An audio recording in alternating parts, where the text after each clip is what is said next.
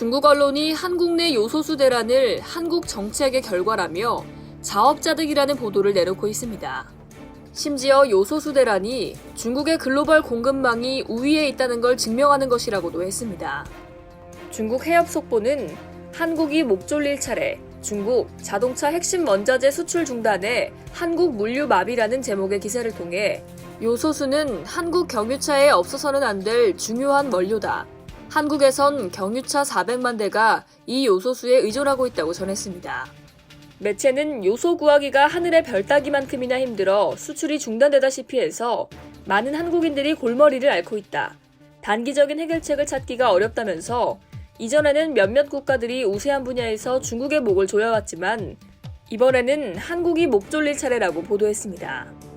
그러면서 이번에는 중국이 글로벌 공급망에서 중요한 위치를 차지하고 있음을 완벽히 증명할 차례라고 덧붙였습니다. 지난달 11일 중국 해관총서는 29종의 비료 품목에 대한 수출 검역 관리 방식을 변경했습니다.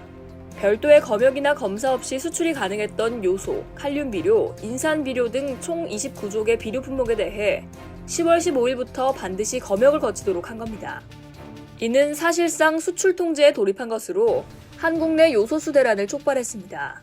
한 중국 전문가는 이번 요소수 대란은 한국 기존 전략에 따른 필연적 결과라고 주장했습니다. 중국 국제관계 전문가이자 평론가인 왕시아는 8일 포털 사이트 바이두의 플랫폼 바이자오를 통해 한국과 유럽은 과거에 환경을 희생하면서 경제를 발전시켰고 또 자국의 환경을 위해 제조업을 다른 국가로 이전했다면서 오늘날 원자재 부족 위기를 겪는 건 자업자득이라고 주장했습니다.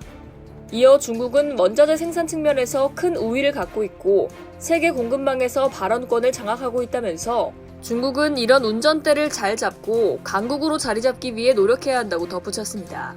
청도TV가 운영하는 인터넷 매체 선야오 지시는 한국의 요소수 대란과 관련해 중국이 한국의 목을 조르고 있다는 주장이 제기되는데 이는 중국에 대한 편견을 드러낸 것이다 라고 보도했습니다. 매체는 또 천연자원 부족으로 한국은 수입에 의존할 수밖에 없고 중국의 지원을 구할 수밖에 없다면서 앞으로 한국이 중국에 대한 의존도를 줄이는 것과 관련해 전망은 밝지 않다고 주장했습니다. 이상 여의도TV였습니다.